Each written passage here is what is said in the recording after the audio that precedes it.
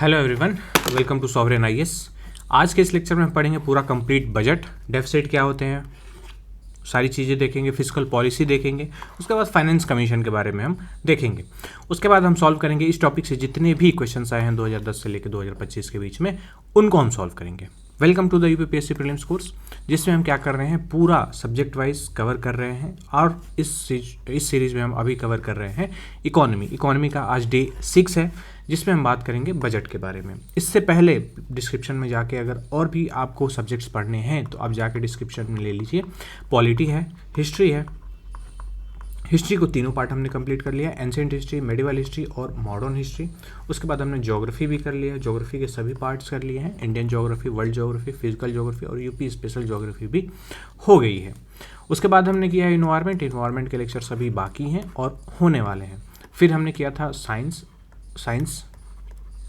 Science के सारे lectures complete हो गए हैं, 2 रह गए हैं। उसके बाद हमने अभी किया है इकोनॉमी भी हम पूरे डिटेल में करने वाले हैं। सबकी पीडीएफ वहाँ पे इंक्लूडेड है, सबकी पीडीएफ टेलीग्राम चैनल पे अपलोडेड है। आप जाके वहाँ से डिस्क्रिप्शन में लिंक है, ज्वाइन करके आप डाउनलोड कर सकते हैं, ठीक है। और पीडीएफ की खास बात एक ये है कि उस पीडीएफ में क्या है कि आपको एक टॉपिक है, उसके बाद उसी टॉपिक से जितने पीवाईक्यू आए हैं उसी टॉपिक के नीचे आपको दे दिए गए हैं, ठीक है। तो आज के लेक्चर में हम पढ़ते हैं कि आज का जो हमारा टारगेट है वो आपको ऑलरेडी टेलीग्राम पे अपलोडेड है। तो वो टारगेट क्या था आज का, बजट है, सब्सिडीज़ है और फिस्कल पॉलिसी है, जिसमें हम यूनियन बजट की बात देखेंगे, फिस्कल FRBM एक्ट देखेंगे, सब्सिडीज़ देखेंगे और पब्लिक डेट देखेंगे, ठीक है। तो डेली टेलीग्राम पे आपको टारगेट मिलते हैं, डेली टेलीग्राम पे आपको पीडीएफ सुबह सुबह प्रोवाइड हो जाती है। आपको क्या करना है, आपको दिन में पढ़ना होता है और दिन में पढ़ने के बाद शाम को रात को उसकी वीडियो आ जाती है, आप वहाँ से कर सकते हैं, ठीक है। आइए तो देखते हैं। तो आज जो हम पढ़ेंगे वो क्या पढ़ेंगे, फिस्कल पॉलिसी पढ़ेंगे। अब तक हमने क्या पढ़ा था, मॉनेटरी पॉलिसी पढ़ा था। अभी हम देखेंगे टैक्सेशन, एक्सपेंडिचर, सब्सिडीज, बोरोविंग। उसके बाद 3 constitutional fund, consolidated fund, public fund और कंटिजेंसी फंड देखेंगे। यूनियन बजट का क्या स्ट्रक्चर रहता है, क्या स्टेज रहते हैं पासिंग के, फिर vote on account, interim budget और कट मोशन हम बात करेंगे। मोस्टली ये किससे ओवरलैप्ड है, ये पॉलिटी से ओवरलैप्ड है, ऑलराइट। फिर हम फिस्कल डेफिसिट देखेंगे, जिसमें revenue deficit, fiscal deficit, primary deficit, effective revenue deficit, ये क्या क्या है, इससे क्वेश्चन आते हैं। फिर FRBM एक्ट, NK सिंह की कमेटी के रिकमेंडेशन क्या थे, उसके बाद 6 PYQ इस टॉपिक से सॉल्व करेंगे, ऑलराइट। आइए तो हम आगे बढ़ते हैं। तो पहले थोड़ा सा रिकैप कर लेते हैं कि अब तक हमने क्या पढ़ रखा है। तो हमने पहले बैंकिंग पढ़ा, बैंकिंग में हमने पहले सारी बैंक सेक्टर के बारे में पढ़ा। उसके बाद हमने क्या पढ़ा, कैपिटल मार्केट पढ़ा, कैपिटल मार्केट हमने पढ़ा था, ऑलराइट। कैपिटल मार्केट में हमने क्या पढ़ा था, लोन्स वगैरह के उसके बारे में, शेयर के बारे में, बॉन्ड्स के बारे में, ये सारी चीज़ें हमने इसमें पढ़ी थी, ऑलराइट। इसका जो रेगुलेटर होता है ये कौन होता है, सेबी होता है। बैंकिंग सेक्टर का, मनी मार्केट का रेगुलेटर कौन होता है, मनी मार्केट का रेगुलेटर RBI होता है, राइट। उसके बाद हमने पढ़ा टैक्सेशन सिस्टम। टैक्सेशन में हमने क्या पढ़ा था, डायरेक्ट टैक्स, इनडायरेक्ट टैक्स। उसके बाद हमने पढ़ा था GST के बारे में, ठीक है। तो ये चीज़ें हमने थोड़ी सी कवर कर रखी हैं, ये अब तक हमने पिछले के 5 क्लासेस में कवर कर रखा है, ये सारा कोर हमने कर रखा है। अब हम क्या पढ़ने वाले हैं कि जैसे RBI में हमने पढ़ा था कि RBI क्या बनाती है, मॉनेटरी पॉलिसी बनाती है। तो वैसे ही गवर्नमेंट क्या करती है, जो हमारी गवर्नमेंट होती है वो बनाती है फिस्कल पॉलिसी।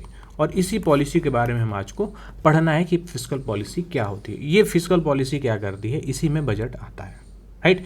कि कैसे हिसाब किताब लगाया जाए, कैसे देश को चलाया जाए, उसी को हम क्या कहते हैं, बजट कहते हैं, राइट। बजट मतलब कि लेखा जोखा, यानी कि हिसाब किताब, ठीक है। आइए तो शुरू करते हैं। फिस्कल पॉलिसी क्या है, फिस्कल पॉलिसी और बजट के कुछ basics. Fiscal policy, government decision regarding taxation, expenditure, subsidies and borrowing to influence saving, investment and consumption, right. Fiscal policy क्या होती है कि गवर्नमेंट का डिसीजन किसके रिगार्डिंग, टैक्सेशन के रिगार्डिंग, यानी कि टैक्स ले रही है उसके रिगार्डिंग कोई, एक्सपेंडिचर के रिगार्डिंग, सब्सिडीज के रिगार्डिंग, या फिर बोरोविंग, किसी से उधार लेती है, जैसे IMF वर्ल्ड बैंक से क्या करती है, ये उधार लेती है, ठीक है। इसी चीज़ को क्या, जिससे क्या होता है कि सबको सेविंग करने का मौका देती है, इन्वेस्टमेंट करेगी और फिर कंजम्पशन का भी मौका देती है, ठीक है। इन्फ्लुएंस करता है सारी चीज़ें, तो क्या होता है, इसको हम फिस्कल पॉलिसी कहते हैं। फिस्कल पॉलिसी क्या है? The word fiscal comes from Greek meaning basket, इसको हम क्या बोलते हैं? बास्केट बोलते हैं। Budget is the primary tool to implement fiscal policy. ये सारी चीज़ें टैक्सेशन, एक्सपेंडिचर, सब्सिडीज और बोर्विंग को क्या करने के लिए, इम्प्लीमेंट करने के लिए क्या लेके आती है, कैसे इम्प्लीमेंट करती है, तो ये करती है बजट से। इन सारी चीज़ों को किससे इम्प्लीमेंट किया जाता है? तो बजट से किया जाता है, ठीक है। तो फिस्कल पॉलिसी क्या होती है? बजट से इम्प्लीमेंट की जाती है। ऑलराइट, तो बजट किस पार्ट में दिया गया है? आर्टिकल 112 में दिया गया है, जिसमें क्या लिखा गया है? एनुअल फाइनेंशियल स्टेटमेंट लिखा गया है, जिसमें क्या होगा कि कितना कमाया और कितना गया, ठीक है। तो 2 पार्ट में जाता है। ऑलराइट, आइए यहाँ पर देखते हैं। 2 पार्ट में जाता है बजट। एक हो गया रिसीट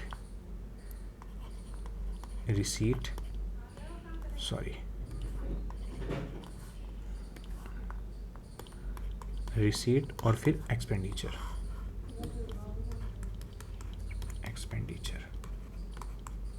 फिर इसमें आ जाते हैं, एक हो गया revenue receipt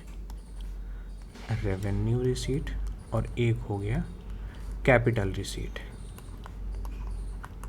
alright, capital receipt. उसके बाद एक्सपेंडिचर में आ जाए तो एक होगा रेवेन्यू एक्सपेंडिचर और एक होगा capital expenditure. Alright, revenue receipt, capital receipt, revenue expenditure, capital expenditure. अब देखिए रेवेन्यू रिसीट क्या होती है? रेवेन्यू कमाई होती है, रिसीट यानी कमाई होती है। कहाँ से कमाई हो रही है? Tax revenue, income tax, GST, फिर नॉन टैक्स रेवेन्यू, राइट। इसमें टैक्स है प्लस नॉन टैक्स है।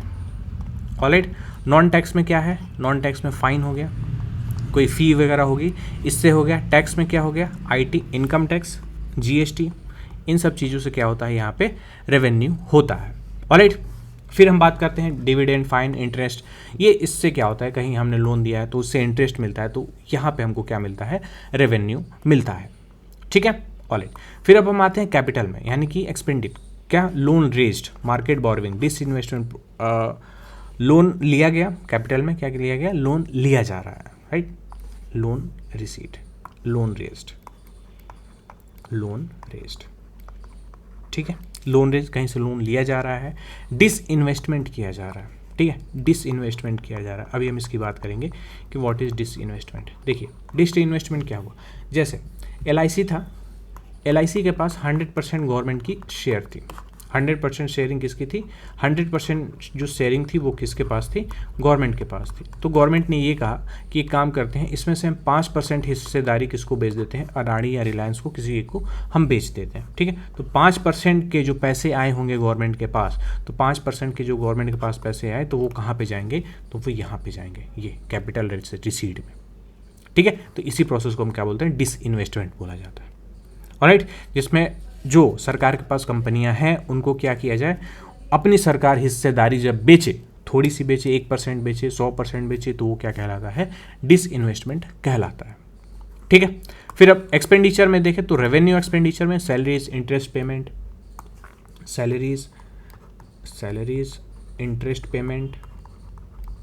इंटरेस्ट पेमेंट, और ये क्या करता है? ये कुछ जनरेट नहीं करता है, ठीक है।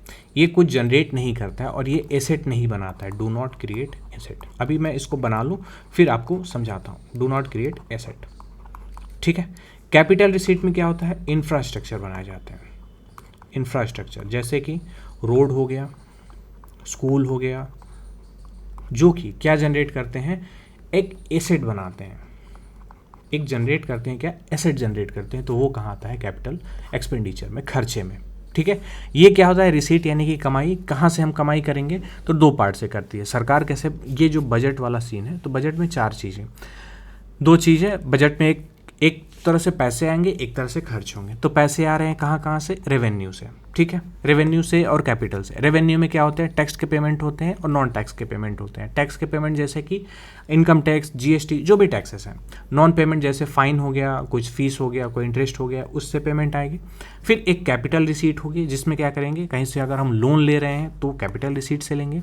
फिर या फिर किसी कंपनी का, किसी भी गवर्नमेंट होल्डिंग का हम क्या कर रहे हैं, डिसइन्वेस्टमेंट कर रहे हैं, तो वो क्या करेंगे, वो जो पैसे होंगे वो कहाँ पर रखेंगे, हम रिसीट में रखेंगे। तो एक जगह हमने, हमारे पास पैसे आ गए, अब हम क्या करेंगे, इसको खर्च करेंगे। तो खर्च कहाँ कहाँ करेंगे, तो दो जगहों पे करेंगे, एक रेवेन्यू एक्सपेंडिचर पे और फिर कैपिटल एक्सपेंडिचर पे। रेवेन्यू एक्सपेंडिचर क्या होता है कि जो आपको पैसे देने ही देने हैं और आप उससे कुछ बना नहीं पाएंगे, कोई एसेट नहीं क्रिएट कर रहे हैं। जैसे कि लोगों की सैलरी देना, हमने कहीं से उधार ले रखा है तो उसमें हम इंटरेस्ट पेमेंट कर रहे हैं उसका, ये एसेट क्रिएट नहीं कर रहे हैं एक्चुअली में, right.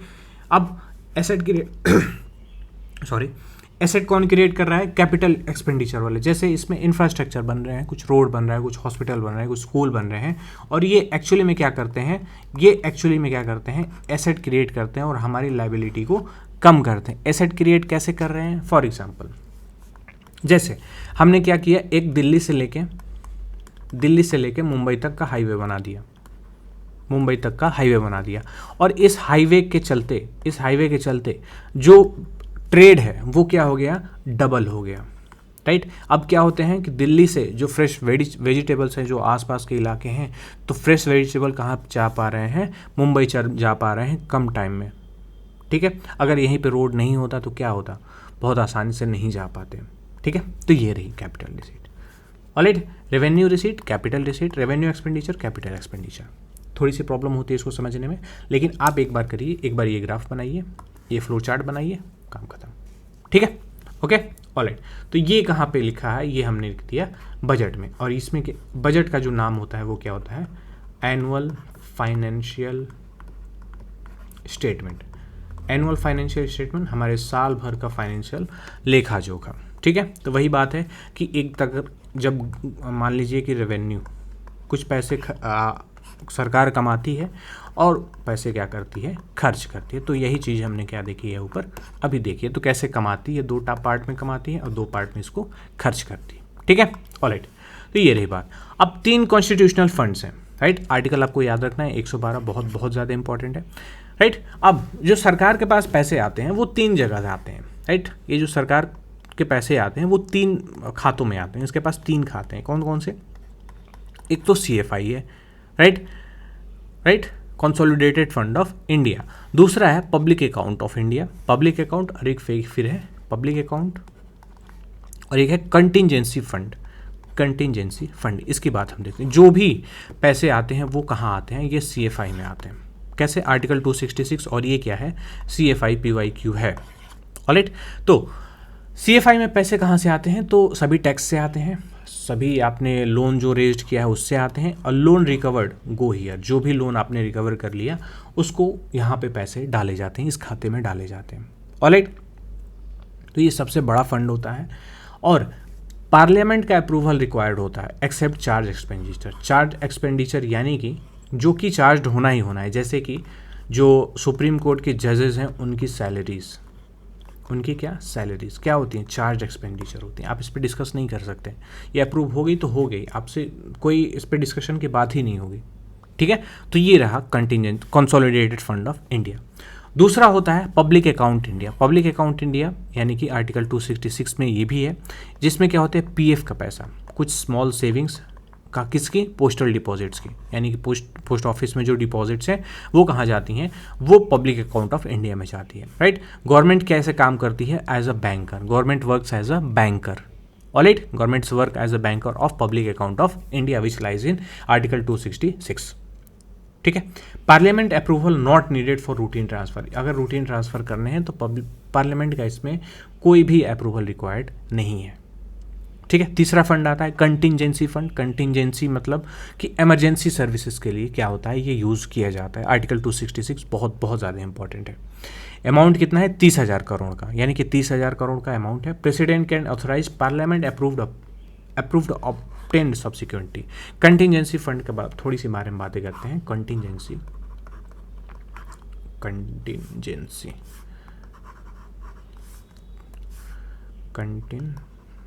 Contingency fund of India. ठीक है, ये किसके हाथ में रहता है? तो ये रहता है प्रेसिडेंट के हाथ में। ठीक है, प्रेसिडेंट के हाथ में। आर्टिकल कौन सा? आर्टिकल 267। ठीक है, ये क्या होता है? ये जो मान लीजिए कि जैसे बाढ़ आई है उड़ीसा में, उड़ीसा में क्या आई है? बाढ़ आई है। असम में क्या आई है? बाढ़ आई है।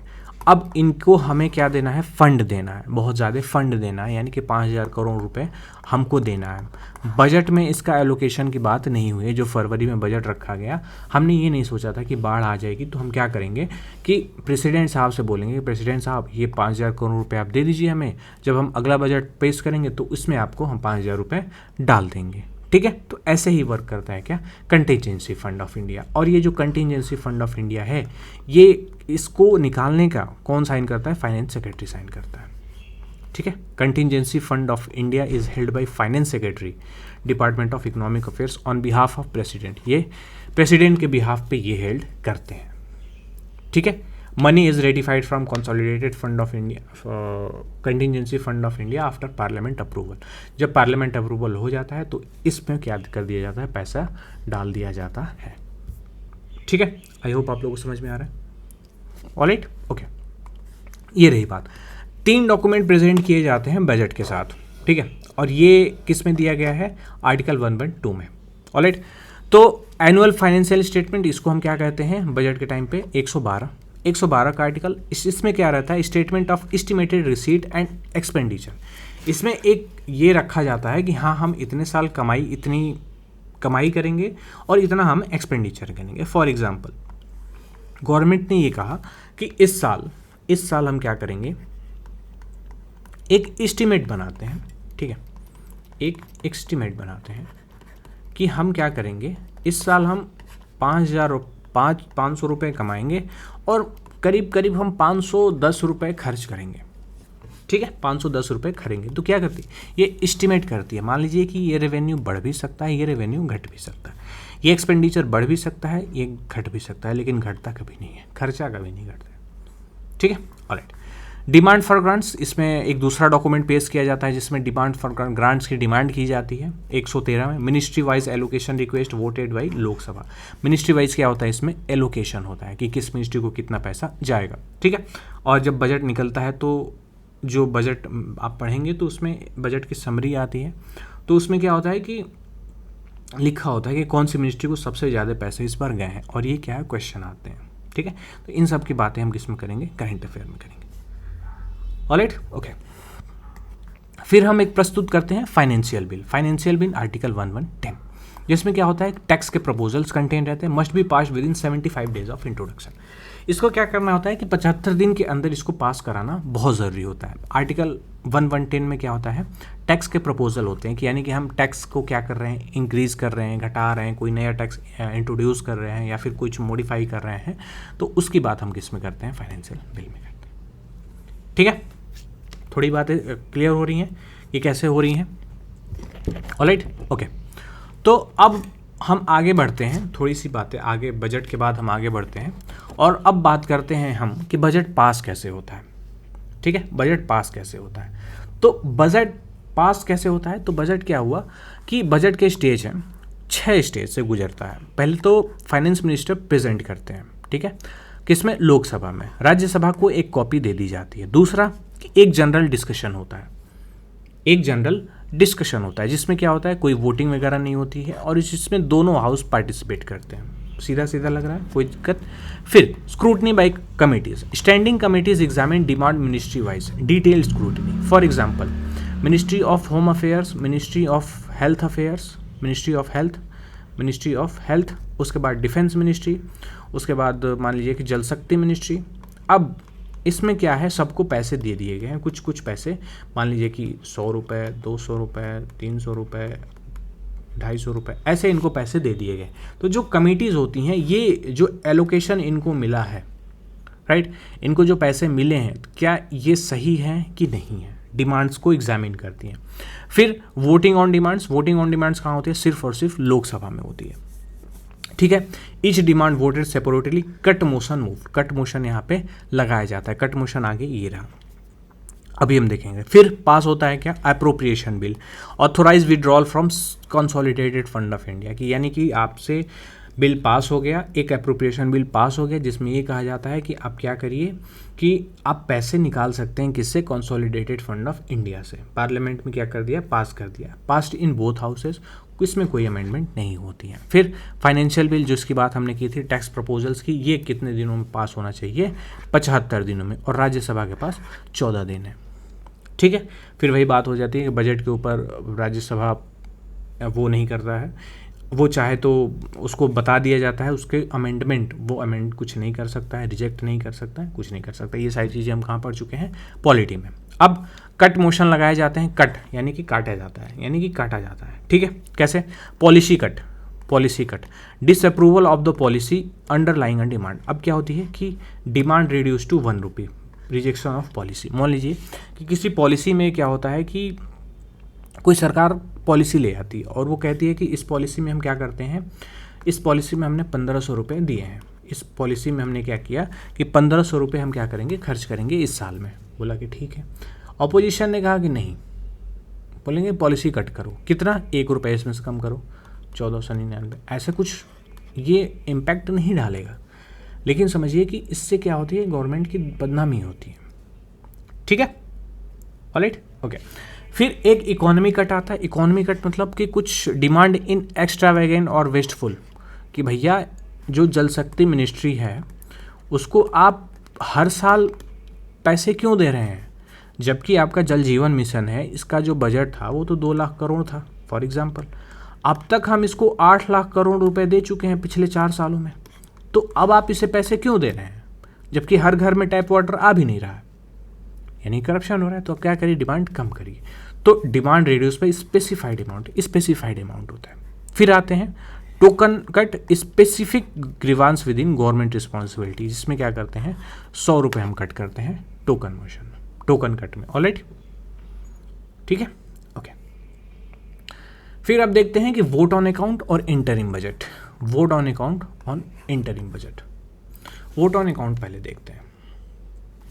वोट ऑन अकाउंट, ठीक है, वोट ऑन अकाउंट देखते हैं। पहले क्या था, जो बजट था हमारा अप्रैल में रखा जाता था। ठीक है, अप्रैल में हमारा क्या रखा जाता था, बजट रखा जाता था। तो जब अप्रैल में रखा जाता था तो वो उसको पास होने में 75 दिन लग गए, यानी कि अप्रैल मई, वो जून के 15 तक जाके कहीं पास होता था। तो अप्रैल से लेके जून तक का जो खर्चा है, जून 15 तक का जो खर्चा है वो क्या होगा, वो कहाँ से आएगा, इतने बीच में तो काम चलने चाहिए ना, काम तो होगा। तो ये इस टाइम के लिए, इस स्पेसिफिक पीरियड के लिए कि इनका खर्चा चलता रहे, सब कुछ होता रहे, क्या पास किया जाता है, वोट ऑन अकाउंट पास किया जाता है। यानी कि ये क्या होता है, एक छोटे टाइप का बजट होता है, कितने दिन का, 75 दिन का, जिससे क्या होता है कि डे टू डे काम, जो भी मिनिस्ट्रीज को काम एलोकेट किए गए हैं वो ना रुकें। ठीक है, इसका गवर्नमेंट ने एक बहुत अच्छा निर्णय लिया, क्या कि जो बजट है हम 1 अप्रैल को नहीं रखेंगे, हम कब रखेंगे, 1 फरवरी को रखेंगे। राइट, 1 फरवरी को रखेंगे, जिसमें क्या होगा कि फरवरी में पास होगा, यानी कि कितने दिन हम रख लेंगे, 75 दिन रख लेंगे, यानी कि पूरा फरवरी, पूरा मार्च, और अप्रैल पे 15 आने तक क्या हो जाएगा, ये पूरा पास हो जाएगा। ठीक है, पूरा पास हो जाएगा। इन 2 महीने बहुत होते हैं। ठीक है, क्यों, क्योंकि जो फाइनेंशियल ईयर होता है वो होता है 1 अप्रैल से लेके 31 मार्च तक का। ऑलराइट, ठीक है, ऑलराइट। तो ये हो गया, वोट ऑन अकाउंट हो गया। अब देखते हैं हम इंटरिम बजट। इंटरिम बजट क्या होता है, बजट है लेकिन अंतरिम बजट है। कैसे, जैसे 2024 में जो गवर्नमेंट की सरकार थी, जो एनडीए की सरकार थी, तो 2024 में इलेक्शन होने थे, मान लीजिए मई जून के टाइम में इलेक्शन होने हैं।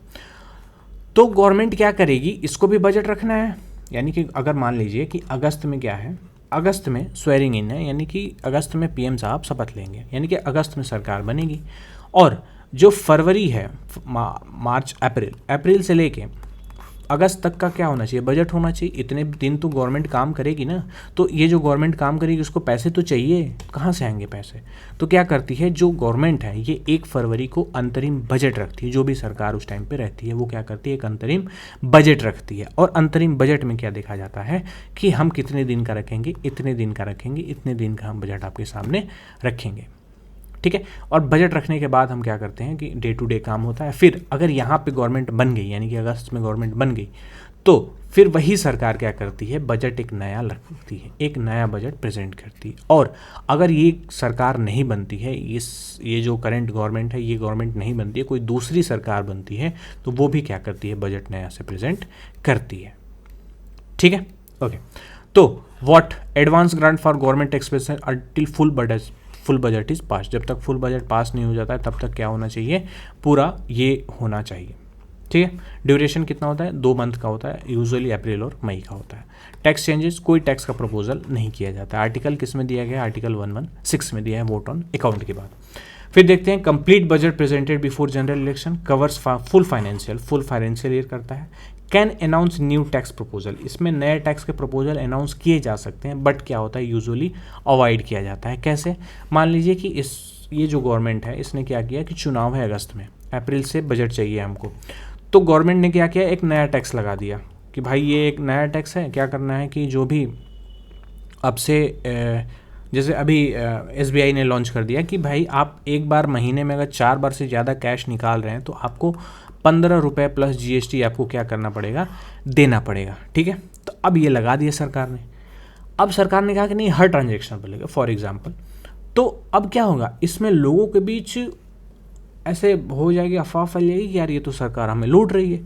तो क्या करेगी, सरकार को इसी में हरा देगी। बाकी इसने पीछे 5 साल बहुत अच्छे काम किए, लेकिन उसी साल क्या होता है, काम अगर ख़राब कर दिया तो ये क्या होता है, ये काम ख़राब हो गया। तो इसीलिए अवॉइड किया जाता है कि नए टैक्स हम क्या प्रपोज ना करें, ठीक है। कोई स्पेसिफिक आर्टिकल नहीं है, ये क्या है, इंटरिम बजट कन्वेंशन बेस्ड है, ठीक है। ऑलराइट, अब आते हैं, एक गिलोटिन है। गिलोटिन आपने पढ़ा होगा, राइट, जिसमें हम पॉलिटी में पढ़ते हैं कि गिलोटिन क्या होता है। When Lok Sabha cannot discuss and vote on all demands for grants within the allotted time, the speaker puts all remaining demands on vote together without discussion. This is called guillotine. Bulk passages of undiscussed demands. तो guillotine देखते हैं कि guillotine actually में क्या होता है कि PM साहब, FM साहब, फाइनेंस मिनिस्टर ने कहा कि यहाँ पे मेरे पास वोट ऑन अकाउंट सब पे करना है, यानी कि सब पे डिमांड हमको लेनी है, ठीक है। डिमांड फॉर ग्रांट्स हमको सब पास कराना है एक साथ, लेकिन हमारे पास टाइम कम नहीं है। तो सरकार ने, जो स्पीकर साहब है वो क्या करते हैं कि एक काम करिए फाइनेंस मिनिस्टर, आप सबको एक में डाल दीजिए, एक में सबको डाल दीजिए, राइट। एक में जब सबको डाल देंगे तो ये जो एक पैकेज है हम इसी को पूरा पास कर देंगे, तो क्या हो जाएगा, सभी कुछ पास हो जाएगा, ठीक है। गिलोटिन का एक ये भी मतलब होता है कि फाइनेंस मिनिस्टर को जो 200 पन्ने का क्या दिया जाता है, बजट स्पीच दिया जाता है फॉर एग्जांपल, तो वो बीच में छोड़ के पढ़ने लगे, तो इसको भी क्या कहते हैं, गिलोटिन कहते हैं, ठीक है। तो ये बजट का पूरा प्रोसेस रहा है कि बजट कैसे पास किया जाता है, ठीक है। अब हम आते हैं डेफिसिट के बारे में, ठीक है। तो पहले डेफिसिट समझते हैं कि एक्चुअली में ये होता क्या है। तो फिस्कल डेफिसिट क्या होता है, फिस्कल डेफिसिट, ठीक है। तो हमने बात की थी बजट में रेवेन्यू और एक्सपेंडिचर की। अगर जो रेवेन्यू है वो काफ़ी कम हो रहा है और एक्सपेंडिचर काफ़ी ज़्यादा हो रहा है, तो उसको हम क्या बोलते हैं, फिस्कल डेफिसिट बोलते हैं, वित्तीय घाटा बोलते हैं ऐसे, ठीक है। जिसमें कमाई कम हुई है और खर्चा हमारा ज़्यादा है, तो क्या हो जाएगा, ये रेवेन्यू फिस्कल डेफिसिट हो जाएगा, ठीक है। अब हम देखते हैं रेवेन्यू डेफिसिट क्या होता है। ये जो डेफिसिट्स के टाइप है, revenue deficit, effective revenue deficit, fiscal deficit, primary deficit और बजट डेफिसिट क्या क्या है, ठीक है। अब फिर से वही हम चार्ट बनाते हैं, बजट का हमने क्या बनाया था पहले, रिसीट, फिर इसमें रिसीट में एक हो गया कैपिटल रिसीट और एक हो गया रेवेन्यू रिसीट, ठीक है। पहले इधर लिख देते हैं, ऐसे इधर लिख देते हैं रेवेन्यू और इधर कैपिटल, ठीक है। अब हम क्या करते हैं, इधर एक्सपेंडिचर लिख देते हैं, सॉरी एक्सपेंडिचर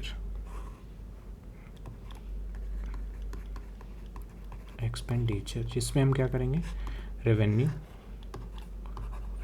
एक्सपेंडिचर और फिर कैपिटल एक्सपेंडिचर। ठीक है, तो रिसीट हम क्या करेंगे, रेवेन्यू यानी कि टैक्स पेमेंट्स जो भी होंगे, कैपिटल यानी कि डिसइन्वेस्टमेंट से आएंगे कैपिटल, टैक्स एक्सपेंडिचर में हम क्या करेंगे, रेवेन्यू करेंगे यानी कि खर्चा करेंगे। कहाँ पे खर्चा होगा, इससे आपको एसेट जनरेट नहीं होगा, जैसे सैलरी, पेंशन वगैरह। कैपिटल से इससे क्या होता है, इससे एसेट जनरेट होता है, जैसे ये एसेट क्रिएट करता है, जैसे इंफ्रास्ट्रक्चर बनाना, डिफेंस इक्विपमेंट बनाना, ये क्या करते हैं, लाइबिलिटीज जो है हमारी वो कम करते हैं। ठीक है, तो अब देखते हैं जो फिस्कल डेफिसिट है, जो रेवेन्यू डेफिसिट है वो क्या है, revenue expenditure minus revenue receipt, right, revenue expenditure minus revenue receipt. ठीक है, रेवेन्यू का expenditure, revenue expenditure minus revenue receipt, revenue expenditure minus revenue receipt. ये जो रिसीट है तो ये हो गया revenue receipt minus revenue expenditure. ठीक है, तो इस प्रोसेस को हम क्या बोलते हैं, इसको हम बोलते हैं फिस्कल डेफिसिट। ठीक है, इसको हम क्या बोलते हैं, इसको हम क्या बोलते हैं, इसको हम बोलते हैं रेवेन्यू डेफिसिट, यानी कि रेवेन्यू में डेफिसिट हो रहा है, रेवेन्यू जिसमें हम क्या करते हैं, इसका भी रेवेन्यू लेते हैं और इसका भी एक्सपेंडिचर का भी रेवेन्यू लेते हैं, तो इसमें हम क्या करते हैं, revenue expenditure, I mean revenue receipt हम इसको कहते हैं। ठीक है, और अभी मैं बता रहा हूँ कैसे। ठीक है, फिर अब हम आते हैं किस पे, इफेक्टिव रेवेन्यू रिसीट पे, इफेक्टिव रेवेन्यू डेफिसिट पे, जिसपे हम क्या बोलते हैं, डेफिसिट है ना, सॉरी डेफिसिट है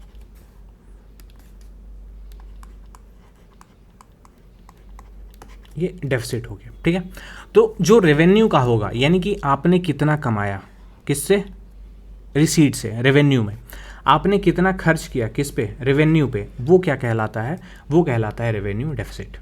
ठीक है, फिर हम आते हैं आगे इफेक्टिव रेवेन्यू डेफिसिट पे, इफेक्टिव रेवेन्यू डेफिसिट पे, why it is not working, just a minute.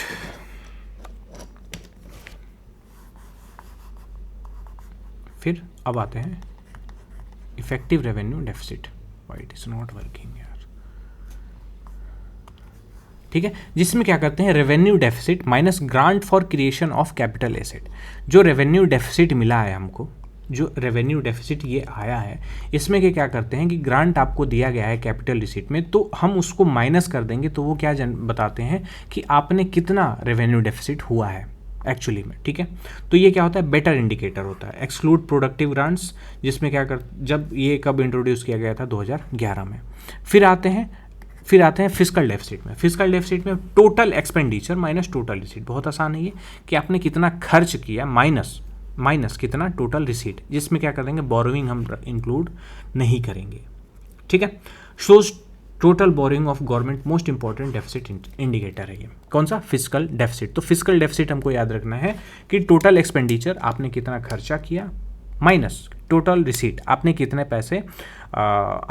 पैसे ले आए थे, यानी कि जनरेट किए थे, बोरोइंग को हटा के, आपने कितना लोन लिया वो हटा के। ठीक है, प्राइमरी डेफिसिट क्या होता है कि प्राइमरी डेफिसिट में हम क्या करेंगे, फिस्कल डेफिसिट ये यहाँ से ले आए, माइनस इंटरेस्ट पेमेंट, आपने कितना इंटरेस्ट पेमेंट किया ये रेवेन्यू में, उसकी हम बात करेंगे रेवेन्यू एक्सपेंडिचर में। ठीक है, सोज borrowing needs excluding past interest obligation, जिसमें क्या होता है कि जो पीछे हमने पेमेंट उधार लिया था, उसकी जो हमने इंटरेस्ट दे रहे हैं वो तो पीछे का दे रहे हैं, तो वो इस गवर्नमेंट का हिसाब नहीं है, तो ये क्या होता है, प्राइमरी डेफिसिट होता है। ठीक है, अब ये होता है बजट डेफिसिट। बजट डेफिसिट में total expenditure minus total receipt, इसको हम क्या बोलते हैं, बजट डेफिसिट। ये 1997-98 के बाद क्या हो जाता है, डिसकंटिन्यू कर दिया गया। क्यों, क्योंकि ये बहुत ब्रॉड है, राइट, बहुत ब्रॉड है, राइट। इसमें ऐसी कोई चीज़ें हैं नहीं कि जिसमें हम क्या कर पाएँ कि सारी चीज़ें ये देख पाएँ। ठीक है, अब आते हैं FRBM एक्ट, बहुत इंपॉर्टेंट है कि fiscal responsibility and budget management. इसमें क्या होता है कि आपके पास कमाई नहीं है, ठीक है, गवर्नमेंट ने क्या कहा कि यार एक काम करते हैं, हम तो बहुत वेलफेयर स्कीम पे खर्चा कर रहे हैं, लेकिन हमारी कमाई उतनी है नहीं, ठीक है। फॉर एग्जाम्पल कि हम 100 रुपये कमा रहे हैं और हम 150 रुपये खर्च कर रहे हैं, राइट। यानी कि हम क्या कर रहे हैं, 50% एक्स्ट्रा खर्च कर रहे हैं, यानी हमारी कमाई है नहीं। तो एक काम करते हैं, हम इसको कम कर दें या फिर हम इसको बढ़ाएं, ठीक है। या तो इसको कम करिए या तो इसको बढ़ाइए। तो गवर्नमेंट ने एक कमेटी बनाई कि एक बताइए कि कितना अगर हम बढ़ा के बांटें, कितना अगर हम बढ़ा के बजट बनाएं तो वो हमारे लिए सस्टेनेबल है, ठीक है। तो इस हिसाब से गवर्नमेंट ने बनाई एन.के. सिंह कमेटी, ठीक है। एन.के. सिंह कमेटी बनाई इन्होंने, और इन्होंने ये कहा, इनेक्टेड इन 2003 में इनेक्ट किया गया, FRBM एक्ट लाया गया to impose fiscal discipline on the government. Government की डिसिप्लिन में ऐसे है कि जो गवर्नमेंट खर्चे कर रही है उस पर डिसिप्लिन हो जाए। क्यों? क्योंकि आपकी अगर जीडीपी से आप 3% से ज़्यादा का आप फिस्कल डेफिसिट नहीं रख सकते, ठीक है। फिस्कल डेफिसिट आप नहीं रह सकते। ओरिजिनल टारगेट क्या था कि जो एलिमिनेट रेवेन्यू डेफिसिट बाय 2008 और 2009 तक हम क्या करना है, जो रेवेन्यू डेफिसिट है इसको हमको कम कर देना है, ख़त्म कर देना है, ठीक है। हमको क्या कर देना है, बराबर बराबर ले आना है, राइट। फिस्कल डेफिसिट कितना होना चाहिए, 3% होना चाहिए जीडीपी का। Targets were repeatedly postpone due to 2008 financial crisis. आप देखिए हमारी गवर्नमेंट भी बहुत चालाक है। 2008-9 का टारगेट मिला, इसने कहा कि यार अभी हो नहीं पाएगा क्योंकि खर्चे हो जा रहे हैं बहुत। क्यों? क्योंकि देख ही रहे हो यार फाइनेंशियल क्राइसिस इतनी ज़्यादा हो गई है, तो हमें क्या करना पड़ेगा, हमें ही देखना पड़ेगा। फिर कोविड का आ गया, कोविड में भी क्या कर दिया गया, ऐसे पास कर दिया गया, ठीक है। तो एन.के. सिंह कमेटी बनाई गई 2017 में। इन्होंने क्या कहा, recommended fiscal deficit target 3% by 2020 तक 3%, और डेट टू जीडीपी रेशियो 40% होना चाहिए सेंटर का, 20% स्टेट्स का, 60% दोनों का कंबाइंड होना चाहिए, ठीक है। डेट टू जीडीपी रेशियो अभी हमको आगे जब पढ़ेंगे जीडीपी वगैरह तो उसमें समझ में आएगा। फिस्कल डेफिसिट जो होगी वो 3.5% ऑफ जीएसडीपी होगी for allowed for states with condition. इसमें क्या होगी, जो फिस्कल डेफिसिट होगी किसके लिए, स्टेट्स के लिए। स्टेट्स भी तो बजट बनाते हैं। जब स्टेट्स के लिए बजट होगी तो उसमें भी कितना परसेंट होगा, 3.5% होगा, लेकिन कंडीशन के साथ, ठीक है। Escape clause, government can exceed target by 0.5% in case of national calamity, war और सीवियर इकोनॉमिक कंट्रैक्शन। अब इसमें गवर्नमेंट के पास ये भी रियायत है कि आप क्या कर सकते हैं, 0.5% आप बढ़ा सकते हैं, राइट। टारगेट आप क्या कर रहे हैं, आपके पास 3% है, चलो कोई नहीं 3.5% कर देते हैं इस साल। लेकिन कब, जब आपके पास नेशनल कैलेमिटी ईयर है, फॉर एग्जांपल कोविड है, वॉर है, आपके यहाँ सीवियर इकोनॉमिक कॉन्ट्रैक्शन हुई है, इकोनॉमी को ऐसे बहुत वो पड़ा है, तो अब क्या कर सकते हैं, आप टारगेट बढ़ा सकते हैं। तो ये क्या कहता है, FRBM एक्ट है, बहुत इंपॉर्टेंट है, ठीक है। ऑलराइट, फिर देखते हैं फाइनेंस कमीशन। फाइनेंस कमीशन क्या करता है कि जो स्टेट्स और सेंटर के बीच में पैसों का क्या करता है, बंटवारा करता है, ठीक है। ऑलराइट, तो अब 16 फाइनेंस कमीशन की जो रिकमेंडेशन है वो आ गई है। जो 16 फाइनेंस कमीशन के जो चेयरमैन थे वो क्या थे, अरविंद पन्नागड़िया। 16 फाइनेंस कमीशन ये क्या है, कॉन्स्टिट्यूशनल बॉडी है, आर्टिकल 280 में है, क्वासी जुडिशियल बॉडी है, एक चेयरमैन होते हैं और 4 मेंबर होते हैं। किसके द्वारा अपॉइंट किए जाते हैं, प्रेसिडेंट के द्वारा हर 5 साल में, ठीक है। प्राइमरी ड्यूटी क्या होती है, ये रेकमेंड करते हैं distribution of tax, net tax revenue between centre and state. 2021 का PYQ है, और इसमें क्या इंक्लूड नहीं होता है, तो सरचार्ज ऐसे वर्क नहीं कर रहा, ओके। सरचार्ज और सेस इसमें इंक्लूड नहीं करते हैं, जो हमने लास्ट क्लास में पढ़ा था, ठीक है। लास्ट क्लास में क्या पढ़ा था, हमने पढ़ा था कि सरचार्ज और सेस इसमें इंक्लूड नहीं होते हैं। 14 फाइनेंस कमीशन के कौन थे, VV रेड्डी थे। Increased state share devolution from 32% to 42%। 32% पहले पैसा दिया जाता था, लेकिन अब कितना देने लगे, 42%। 15 फाइनेंस कमीशन ने भी क्या कर दिया, 41% कर दिया, ठीक है। उसके बाद जो 16 फाइनेंस कमीशन है ये क्या कर दिया, इन्होंने भी कहाँ रखा है, 41% ही सेम रखा है, ठीक है। ऑलराइट, फिर अब देखते हैं सब्सिडीज़ के बारे में कि सब्सिडीज़ क्या होती हैं। तो सब्सिडीज़ यानी कि एक तो डायरेक्ट सब्सिडी होती है और एक इनडायरेक्ट सब्सिडी होती है। फॉर एग्जांपल आपको पैसे दे दिए जाते हैं, राइट। तो बहुत ज़्यादा सब्सिडीज़ देती है कौन, इंडियन गवर्नमेंट। किसमें, फूड पे सब्सिडी देती है, फर्टिलाइज़र पे सब्सिडी देती है, और पेट्रोलियम पे भी सब्सिडी देती है। कैसे देती है, आइए। तो जो फूड सब्सिडी है वो क्या करती है, FCI food corporation of India procure करती है क्या, फूड एमएसपी पे और डिस्ट्रीब्यूट करती है किस पे, पीडीएस पे, सब्सिडाइज प्राइस पे। फॉर एग्जांपल एफसीआई क्या करता है, एफसीआई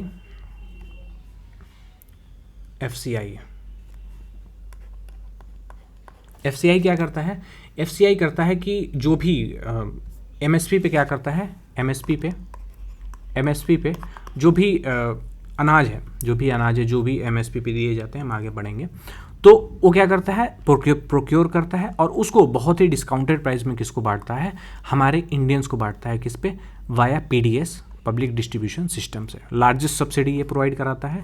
ये नेशनल फूड सिक्योरिटी एक्ट 2013 के तहत बेनिफिशियरी गेट राइस 3 पर केजी, 3 रुपये किलो पे आपको क्या मिलेगा, चावल मिलेगा, राइट। 2 रुपये किलो पे आपको गेहूं मिलेगा और जो मोटे अनाज है वो 1 रुपये किलो पे आपको मिलेंगे। तो ये किस में लिखा गया है, एनएफएसए एक्ट में 2013 में। अब देखिए इस सब को हटा दिया गया है, अब क्या कर दिया गया है, ये फ्री कर दिया गया है। तो फ्री करने पे भी खर्चा है, राइट। गवर्नमेंट क्या कर रही है, आपको प्रोक्योर कर रही है, बहुत ढेर सारा अनाज किससे कर रही है, एमएसपी पे खरीद रही है, ठीक है।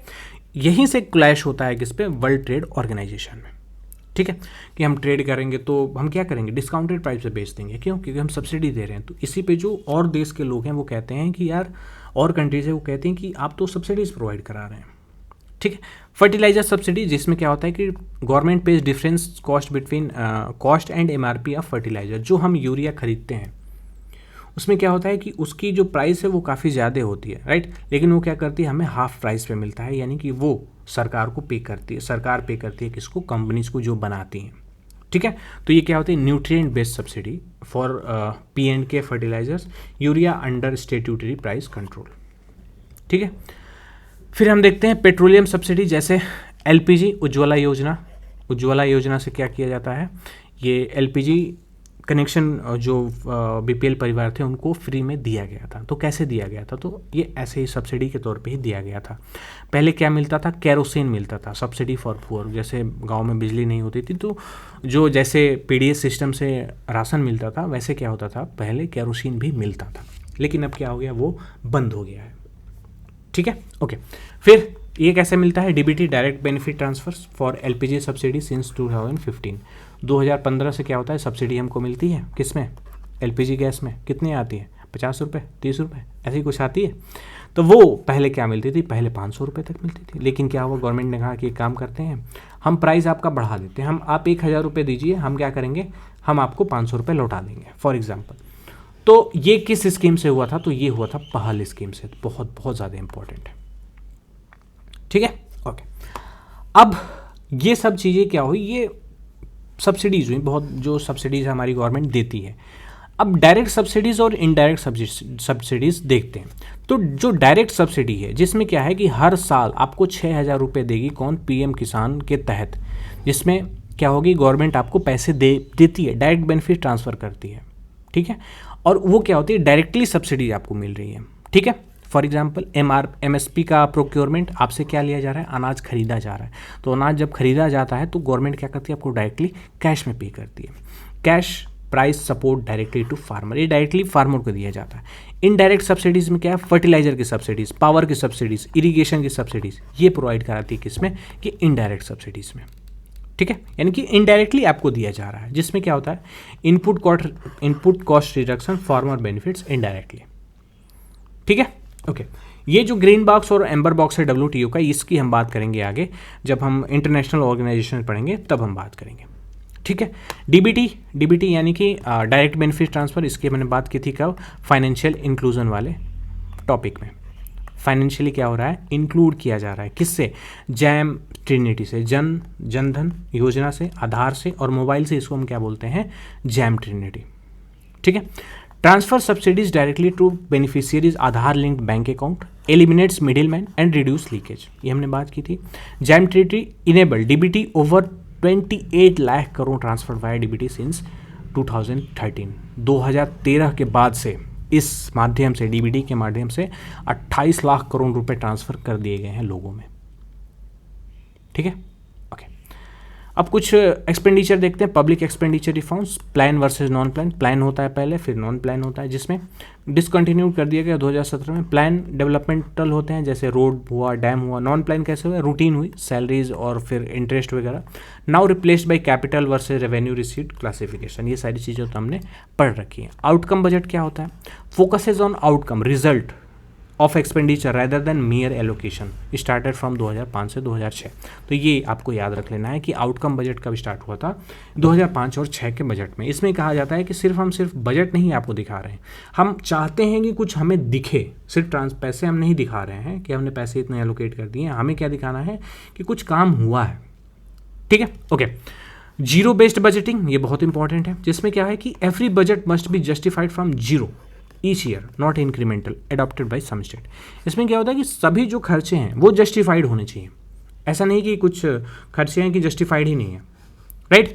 जेंडर बजट स्टेटमेंट, ये क्या है, part A 100% women specific schemes, part B में एटलीस्ट 30% फॉर वुमेन। दो टाइप में होते हैं, पहला पार्ट में 100% वुमेन स्पेसिफिक स्कीम्स में जाता है और दूसरे पार्ट में एटलीस्ट 30% जाता है। ठीक है, अब हम देखते हैं डिसइन्वेस्टमेंट, जिसकी बात हमने की थी कि जो गवर्नमेंट अपनी हिस्सेदारी क्या करती है, डिसइन्वेस्ट करती है। ठीक है, पब्लिक डेट यानी कि जो उधार ले रखा है गवर्नमेंट ने, और गवर्नमेंट के अकाउंट। ठीक है, ओके। तो डिसइन्वेस्टमेंट की बात करते हैं। तो डिसइन्वेस्टमेंट यानी कि माइनॉरिटी कितने टाइप के होते हैं, तो ये एक होता है माइनॉरिटी डिसइन्वेस्टमेंट, फिर स्ट्रेटेजिक डिसइन्वेस्टमेंट, और फिर Deepam, department of investment and public asset management. ठीक है, ये क्या करता है, तो माइनॉरिटी डिसइन्वेस्टमेंट जैसे कि गवर्नमेंट सेल माइनॉरिटी स्टेक्स 50% से कम क्या करती है, अपना स्टेक्स बेचती है, तो वो क्या कहलाता है, माइनॉरिटी कहलाता है। ठीक है, लेकिन क्या होता है, कंट्रोल उसके पास ही है। जैसे LIC क्या है, 3%, 4%, 5% तक बेचा है, लेकिन क्या है, कंट्रोल जो है वो किसके पास है, अभी भी गवर्नमेंट के पास है। तो ये क्या हो गया, माइनॉरिटी। ठीक है, जिसमें ऑफर फॉर सेल लगाया जाता है, किसमें, PSU के शेयर्स में। फिर स्ट्रेटेजिक डिसइन्वेस्टमेंट, जिसमें क्या करती है, government sole majority stake, government क्या करती है, मेजॉरिटी स्टेक बेच देती है, 50% से ज़्यादा बेच देती है, या फिर मैनेजमेंट को ही ट्रांसफ़र कर देती है। फॉर एग्जांपल एयर इंडिया पहले क्या था, नेशनलाइज था, जिसको क्या कर दिया, टाटा ग्रुप को फिर से बेच दिया गया, कब, 2022 में। तो ये क्या है, स्ट्रेटेजिक डिसइन्वेस्टमेंट है। दीपम, ये सब काम करने के लिए, जो डिसइन्वेस्टमेंट हो रहा है, ये सब काम करने के लिए भी एक क्या बनाया गया, एक डिपार्टमेंट बनाया गया, किसके अंडर, फाइनेंस मिनिस्ट्री के अंदर। उसको क्या करता है, वही डिसइन्वेस्टमेंट के सारे प्रोसेस देखता है। ठीक है, ओके। अब कर्ज देखते हैं कि जो पब्लिक डेट है उसके बारे में बात करते हैं। तो पब्लिक डेट सोर्स क्या है, इंटरनली गवर्नमेंट क्या कर लेती है, लोन लेती है, पैसे लेती है, बोरोइंग करती है। कैसे, सोर्स क्या है, मार्केट से बोरोइंग करती है, मार्केट से पैसा उठाती है। कैसे, गवर्नमेंट सिक्योरिटी से, याद है, ट्रेजरी बिल से, याद है, स्मॉल सेविंग्स जैसे पोस्ट ऑफिस। तो ये सोर्सेस क्या हैं, ये सोर्सेस हैं जिससे क्या करती है, गवर्नमेंट पैसे उठाती है। तो इंटरनली यानी कि देश के अंदर अगर पैसे उठाए जा रहे हैं, देश के अंदर से अगर आपको, सरकार को अगर पैसे उधार लेने पड़ रहे हैं, तो वो है इंटरनल डेट, राइट। अब देखिए एक्सटर्नल डेट, जैसे IMF, world bank, bilateral loans, किसी ने लोन दे दिया, किसी के यहाँ हम गए, बायलेटरल रिलेशनशिप है हमारे साथ, वो क्या कर देगा, लोन दे देगा। सॉवरेन बॉन्ड इशू कर देते हैं, तो क्या मिलता है, ये एक्सटर्नल हम डेट लेते हैं। ठीक है, करेंसी क्या होती है, डिनोमिनेटेड इन रुपीज़, ये क्या होता है, रुपी में हम पैसे लेके, क्योंकि हम इंटरनली ले रहे हैं तो हमें रुपी में पैसे लेने हैं। फिर एक्सटर्नल डेट क्या होते हैं, mostly current affair US dollar होते हैं। ठीक है, तो फॉरेन करेंसी से हम लोन लेते हैं। रिस्क क्या होता है, नो एक्सचेंज रेट, इसमें क्या होता है, कोई एक्सचेंज रेट का रिस्क नहीं होता है। अगर आपसे मैं 10,000 रुपये लिया, ठीक है, और आपने कहा कि 10 साल के लिए आप ले लो 10% पे, ठीक है, तो मुझे क्या करना है, 11,000 रुपये आपको वापस करने हैं, कब, 11वें साल में। ठीक है, तो ये बात ठीक है। अब मैंने क्या कर लिया, 10,000 डॉलर ले लिया, 10,000 मैंने डॉलर ले लिया। अब क्योंकि रेट चेंज होते रहते हैं, तो पहले तो ये रेट चेंज होकर कितना चला जाएगा, फॉर एग्जांपल जो 10,000 डॉलर की आज वैल्यू है, वो कुछ टाइम बाद कितनी वैल्यू हो जाएगी, वो 11,000 करोड़ की हो जाएगी, 11,000 की हो जाएगी। ठीक है, तो अब मुझे इस पे 10% देना है, ना कि इस पे 10% देना है, तो क्या हो जाएगा, ये लोन मेरे लिए महंगा हो जाएगा, क्योंकि क्या एक्सचेंज रेट जो है वो फ्लक्चुएट करता रहता है, तो उसमें रिस्क काफ़ी ज़्यादा है। ठीक है, जो इंडिया ने सबसे ज़्यादा अगर कहीं से लोन ले रखा है तो वो पब्लिक डेट है, जिसमें कहा है मार्केट से उठाया पैसा, गवर्नमेंट सिक्योरिटीज़ है, ट्रेजरी बिल्स है, और स्मॉल सेविंग्स से पैसा उठाया है। तो ये बहुत अच्छी बात है कि हम क्या करते हैं, हमें एक्सचेंज रेट का कोई भी लोचा नहीं है, कोई भी रिस्क नहीं है। ठीक है, 20 से 25% जो पब्लिक डेट है वो कहाँ से है, हमने एक्सटर्नल डेट है। ऑलराइट, अब WM है वेज एंड मीन्स एडवांसेस, ये हमने बात की थी, जिसमें क्या है short term lending by RBI to central government, central state government to bridge temporary mismatch between receipt and interest, receipt and expenditure. Budget को जो मिसमैच हो रहा है उसको शॉर्ट टर्म का ये लैंडिंग लोन देती है कौन, गवर्नमेंट, RBI देती है किसको, सेंट्रल गवर्नमेंट को या फिर स्टेट गवर्नमेंट को, कि आप क्या करिए, जो आपका बजट है उसको फिक्स करिए, लेकिन क्या करिए 90 दिन के अंदर आपको पैसे मुझे चुकाने हैं। ठीक है, 90 दिन के क्या करने हैं, पैसे अंदर मुझे चुका दीजिएगा। Not counted in fiscal deficit, ये फिस्कल डेफिसिट में काउंट नहीं किया जाता है। ऑलराइट, फिर अब बात करते हैं हम public accounts committee. Public accounts committee 2021 में है। पब्लिक अकाउंट कमेटी क्या करती है, इसके बारे में हमने डिस्कशन पॉलिटी में काफ़ी ज़्यादा किया है, आपको याद हो तो। ठीक है, तो scrutinizes the report of the CAG। CAG को जो रिपोर्ट है वो क्या करती है, वो स्क्रूटनाइज करती है। CAG क्या काम करती है, आपको याद होना चाहिए। इसमें कितने लोग होते हैं, 22 मेंबर होते हैं, 15 लोकसभा से और 7 राज्यसभा से। चेयरमैन कौन अपॉइंट करता है, तो स्पीकर ऑफ लोकसभा अपॉइंट करते हैं। कैसे, बाई ऑपोजिशन, बाई कन्वेंशन, ऐसे चलता आ रहा है कि ऑपोजिशन पार्टी ही क्या होगी, इस पब्लिक अकाउंट कमेटी की चेयरमैन होगी। ठीक है, minister can not be A member of PAC। कोई अगर मिनिस्टर है तो वो पब्लिक अकाउंट कमेटी का मेंबर नहीं हो सकता है। ऑलराइट, तो ये रहा आज का टॉपिक। अब हम चलने जा रहे हैं कहाँ पे, अब हम जा रहे हैं इस टॉपिक से जितने PYQ आए हैं उनकी हम बात करते हैं। 6 PYQ हम करेंगे। तो which of the following is not correctly matched, कौन सा करेक्टली मैच्ड नहीं है, ध्यान दीजिएगा। Policy cut motion, budget demand to be reduce ₹1। तो पॉलिसी कट में कितना होता है, अभी हमने बात की थी, पॉलिसी कट में ₹1 कम होता है, बात सही है। Economic cut motion, budget demand the reduce by a specified amount, specific economy में कुछ इकोनॉमी यानी कुछ पैसा, तो बात ये भी सही है। Token cut motion, budget demand to be reduce by ₹100, तो बिल्कुल सही बात है। वोट ऑन अकाउंट क्या होता है, parliamentary sanction all budgetary demands, ये ऑल बजटरी डिमांड्स नहीं होती है। For grants in a financial year, ठीक है, ये ऑल बजटरी, ये फाइनेंशियल ईयर का नहीं होता है, ये मिनिमम टाइम का होता है जब तक कि बजट पास नहीं हो जाता। ठीक है, तो ये हमारा ऑप्शन क्या हो जाता है, गलत हो जाता है। ऑलराइट, नेक्स्ट क्वेश्चन पे चलें। Which of the following articles of the Indian constitution is related to contingency fund. तो 266 में क्या है, CFI है, कंसोलिडेटेड फंड ऑफ इंडिया है और पब्लिक अकाउंट है। ठीक है, लेकिन 267 में क्या है, कंटिजेंसी फंड ऑफ इंडिया है, तो हमारा आंसर हो जाएगा 267। नेक्स्ट क्वेश्चन पे चलते हैं। The public account committee of Indian parliament scrutinizes the, public account जो कमेटी होती है वो किसके डेटा को स्क्रूटनाइज करती है, तो वो करती है CAG की रिपोर्ट को, अभी हमने पढ़ा है, आसान है, ये पॉलिटी से ओवरलैप्ड है। फिर हम देखते हैं कि which statement is true for finance sector, fiscal management in the union budget 2023, ये उस टाइम का क्या है, करंट अफेयर है, बट हम करते हैं 2023 में एक गवर्नमेंट ने दिया था, तो इसमें दिया है 20 years interest free loan to states, नहीं ऐसी बात नहीं है। Budget estimates 2023 for expenditure is 55 lakh crore, ये भी नहीं सही है। फिस्कल डेफिसिट का टारगेट क्या है, बिलो 5.5, ये भी नहीं है। फिस्कल डेफिसिट कितना है अलाउड फॉर स्टेट, तो बात हमने सही की थी कि जो उस टाइम के कोविड के बाद का क्या था कि अगर आपके पास कोई प्रॉब्लम चल रही है तो आप 0.5% बढ़ा सकते हैं। ठीक है, नेक्स्ट क्वेश्चन पे चलते हैं। Consider the following statement about farm subsidies, farm subsidies के बारे में हमको ध्यान देना है। The input subsidies in India such as on fertiliser fall under indirect farm subsidies, तो बिल्कुल सही है। हम क्या करें, फर्टिलाइजर पे अगर जो भी हम दे रहे हैं तो वो क्या है, फार्म सब्सिडीज है, इनडायरेक्टली हम फार्म को दे रहे हैं, बिल्कुल सही बात है। Reduction in power and irrigation bill offer to farmers fall under direct farm subsidy, तो बिल्कुल सही बात है। अगर हम उनको बिजली में, पावर में कमी कर रहे हैं, कटौती कर रहे हैं, सब्सिडी दे रहे हैं, तो इसका मतलब क्या होता है, ये डायरेक्टली हम दे रहे हैं, बिल्कुल सही बात है। The agriculture provision in WTO allowed direct farm subsidies prohibited indirect subsidies, ऐसी कोई बात नहीं। जो WTO है वो कहता है कि सब्सिडीज ही खत्म करो, इनडायरेक्ट और डायरेक्ट की बात करता ही नहीं है, तो ये स्टेटमेंट गलत हो जाएगा।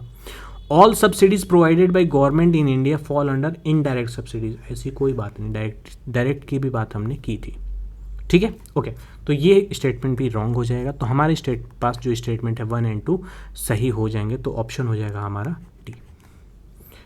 समझ में आया? Okay, alright. नेक्स्ट क्वेश्चन पे चलते हैं। The primary duty of finance commission is, finance commission का प्राइमरी ड्यूटी क्या होता है? To give recommendation on distribution of tax revenue between centre and state, right. जिसमें क्या होता है, सरचार्ज और सेस नहीं लगाए जाते हैं, ठीक है, वो डिविजिबल पूल का हिस्सा नहीं होते, वो सिर्फ और सिर्फ कौन रखता है? यूनियन रखता है अपने पास, राइट। तो ये हो गया हमारा ए ऑप्शन। ओके, तो ये रहा आज का lecture. Thank you so much everyone. ये कुछ फैक्ट्स हैं जो कि ऊपर से ही लिए गए हैं, आप इनको पढ़ लीजिएगा कि एक्चुअली में ये क्या है, और इनकी पीडीएफ टेलीग्राम पे ऑलरेडी अपलोडेड है, प्लीज़ पीडीएफ को शेयर करिए। उसके बाद यूट्यूब चैनल पे अगर आप नए हैं तो प्लीज़ सब्सक्राइब करिए, इंस्टाग्राम पे भी आप मुझे फॉलो कर सकते हैं। मिलते हैं नेक्स्ट लेक्चर में, और नेक्स्ट लेक्चर में हम पढ़ेंगे, जो हमारा नेक्स्ट लेक्चर का टारगेट होगा वो होगा इंटरनेशनल ट्रेड। बहुत मज़ा आएगा, ठीक है, बहुत मज़ा आएगा। ऑलराइट, तो मिलते हैं नेक्स्ट लेक्चर में, तब तक के लिए thank you so much everyone and take care, bye bye.